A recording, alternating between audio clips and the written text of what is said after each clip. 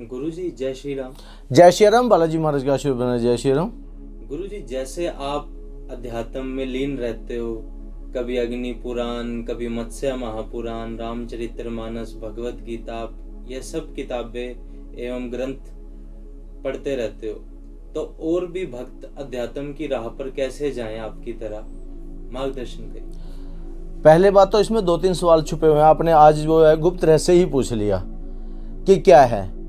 मेरे गुरुजी ने मुझे बताया था कि ये जो मनुष्य योनि है इसे दुनिया व्यर्थ गुवा देती है। और जैसे आपने बहुत सारे लोग देखे होंगे, उनकी बुद्धि काम करनी बंद कर देती है। बहुत सारे लोग ऐसे होते हैं, इतने होशियार और इंटेलिजेंट होते हैं, वो जैसे मतलब उनको थोड़ा सा ज्ञान जागृत होता है और वापस से वो अपनी उन शक्तियों को प्राप्त कर लेते हैं। मैं उदाहरण से देना चाहूँगा, महाभारत के आपने शिखंडी को देखा था। उससे पहले वो क्या थी? अंबा। और अंबा थी तो अंबा के मन में क्या विचार लेके गई थी वो? अंबा के मन में क्या विचार लेके गई थी वो? उसके मन में था कि मैं भीष्म पितामह को मैं मारूं, इसने मेरी जिंदगी खराब कर दी है। ऐसे भाव लेकर के जब वो कोई प्राण छोड़ता है, चेतना छोड़ता है, तो ऐसा क्या हुआ कि अगले जन्म में उसको वो चेतना याद रहेगी? आपने बहुत सारे देखे होंगे, किसी का कत्ल हो जाता है और पुनर्जन्म में आकर वो बदला लेता है। ऐसी बहुत सारी घटनाएं देखी हैं। तो ऐसी क्या है कि वो मेमोरी आपके याददाश्त में रहती है? भगवान आपको समय देता है कि आप इसे भूल जाओ, और वो अवचेतन मन में जब आप ले जाते हो तो उस वक्त में आपको उस मेमोरी से बाहर आना पड़ता है। अब आप ऐसे समय में कहते हैं, और कबीर जी क्या बोलते हैं? कबीर जी ने बड़ा गुप्त वाणी दी है। कबीर जी कहते हैं, राम नाम की लूट है, लूट सके से लूट, अंत काल पछताएगा जब प्राण जाएंगे छूट। अंत समय में प्राण छूटते हैं तो आपके मुंह में राम नाम, शिव का नाम, इस प्रकार से अपने गुरु का नाम होना चाहिए, तो उनके दूत आपको ले जाएंगे। नहीं तो यम के दूत ले जाएंगे। यम के दूत जाएंगे तो स्वर्ग नरक के चक्कर में रहेंगे। आपके इष्टदेव, आपके गुरुदेव ले जाएंगे तो स्वर्ग नरक के चक्कर से बचा देंगे। ऐसा सभी गुरु कबीर जी ने कहा है, पहली बात। दूसरी बात है, आप देखिए शिखंडी के बीच में, अब आप एक छोटी सी घटना समझिए, इस घटना से आपको बहुत कुछ समझने वाला है। शिखंडी जब हुआ तो उस वक्त पे भीष्म पितामह बहुत ही छोटे थे, और उनके पोते हुए, और पोतों के बीच में युद्ध हुआ, और पोतों के बीच में युद्ध हुआ। तो अब वो जो चेतना थी, आत्मा थी, क्या उसने जन्म लिया दोबारा? नहीं लिया ना। तो क्या वो अब इसके दौरान पर जब वो जन्म लिया शिखंडी के रूप में, परमात्मा ने पूछा कि भाई अब तुम्हें क्या करना चाहिए? उन्होंने कहा कि मुझे भीष्म पितामह से बदला लेना है, भीष्म पितामह से बदला लेना है। तो जब भीष्म पितामह से बदला लेना है तो ऐसी सिचुएशन में उसने जन्म ही नहीं लिया। अच्छा। और जब जन्म नहीं लिया तो आप सोचो, भीष्म पितामह उस वक्त छोटी एज के थे, और उनके और अर्जुन के टाइम का युद्ध हुआ, इस दौरान पर क्या जन्म लिया शिखंडी ने?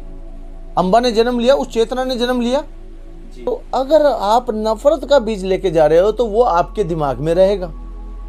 आप अध्यात्म के सारी ये रोज एक किताब पढ़ लो, 2 दिन में पढ़ लो, 10 दिन में पढ़ लो, आपका ज्ञान बढ़ जाएगा। और सरस्वती अगर बढ़ गई तो आपकी टक्कर कोई नहीं दे सकता इस संसार में, क्योंकि सरस्वती के पीछे लक्ष्मी चलती है। सरस्वती जो है वो ज्ञान की भंडार है, ज्ञान की देवी है। और ज्ञान कब जाता है आपके दिमाग में? कब जाता है? जब आप पुस्तकों को पढ़ते हो। पुराण 18 महापुराण है। एक पुराण को आप 1 घंटा भी पढ़ेंगे ना तो आपके 18 घंटे लग जाते हैं, 19 घंटे लग जाते हैं। अगर आप इसे समझ के पढ़ेंगे ना तो आपको मतलब समझ में आ जाएगा कि ये ब्रह्मांड उत्पत्ति कैसे हुई। जो आज जिसे नासा बता रहा है उसे तो हमारे ब्रह्मांड पहले बता चुके हैं।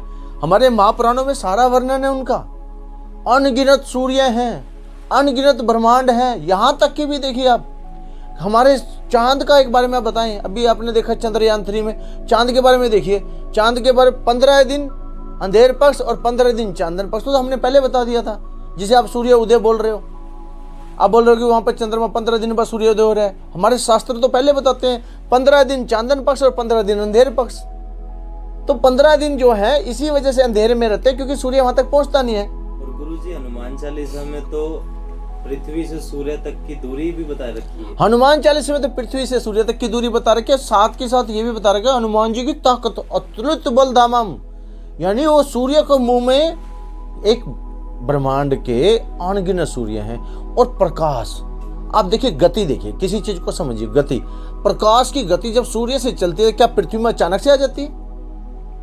8 मिनट का लगभग का समय लेती है वो वहां से यहां तक चलने में, यानी इतनी समय लगती है। और हनुमान जी वायुपुत्र पवन समाना 8 मिनट के अंदर सीधा वहां से और यहां तक पहुंच सकते हैं। ये उनके अंदर गति है, उनकी जैसे पर किलोमीटर गति होती है ना, उनकी 8 मतलब आप ये दिखाइए इस प्रकार से उनकी अतुलित बलधामम और अतुलित गति धामम, उनकी गति बहुत जबरदस्त है और मन की गति से चलते हैं।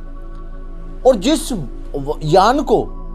यान को आप देखिए, जिस यान को हम आज के युग में उड़ता देखते हैं, ये तो बहुत समय पहले पुष्पक यान रावण के पास था, मन की गति से उड़ा करता था, जो कुबेर के पास था पहले, कुबेर से छीन लिया था मन की गति से। गुरुजी काफी आज आपने सुनहरी जानकारी दी, ऐसी जानकारी हमें सुने हुए काफी समय हो चुका है। आज आपने भगवा वस्त्र भी धारण कर रखे हैं, आपको देखकर मन काफी प्रफुल्लित हो रहा है। तो अब आप ये बता दीजिए कि हम सनातन धर्म एज अ सनातनी, हम सनातन धर्म का प्रचार कैसे करें? आप सनातन धर्म का जब आप सनातन धर्म का प्रचार करें ना, तो आप गर्व से कहें कि हम हिंदू हैं। आपको जहां भी, सबसे पहले सनातन धर्म में मानवता का धर्म है। इस पूरे संसार में केवल एक ही भारतवर्ष ऐसा है जहां पर हर धर्मों को बराबर में तोला जाता है, किसी भी धर्म के साथ पक्षपात नहीं किया जाता।